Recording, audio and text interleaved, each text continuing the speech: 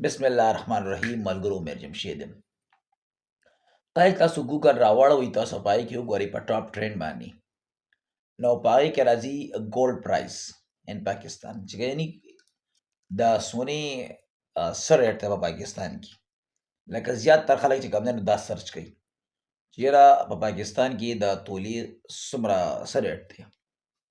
نو دا ولې د سونې ریټ خلک ولې معلوموي؟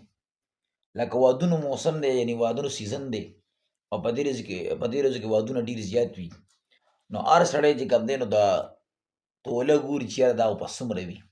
نو دا نن سبا په ټاپ ټرینډ کې دا راځي چې د سونې قیمت خلک معلوموي.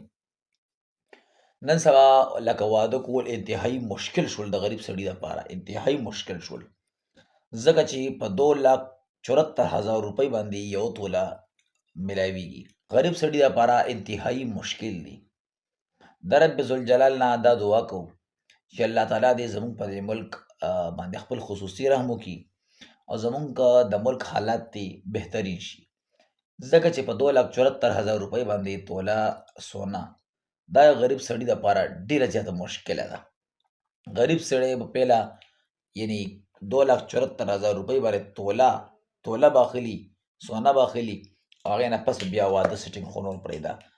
او بل هم خلکو ته دا یو ریکویسټ کوو چې لکه دا پکې لازمي نه ده، خیر دی ډېر په سادګۍ سره واده وکئ، ډېر په سادګۍ سره نکاح وکئ چې خلکو ته اسانتیا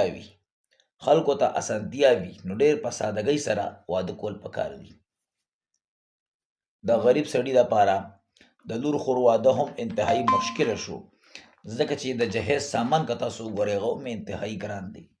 یعنی زمونږ ملک کې هر یو شی ریز ته ریز سیوا کېږي او غریب سړي دپاره انتهایی مشکلات پیدا شول. نو څه نه دي خو د رب ذوالجلال نه دعاګو یو چې الله دې زموږ په دې ملک باندې خصوصي رحم وکړي. دا ویډیو کتلو مهرباني، ښاد آباد اوسئ. د الله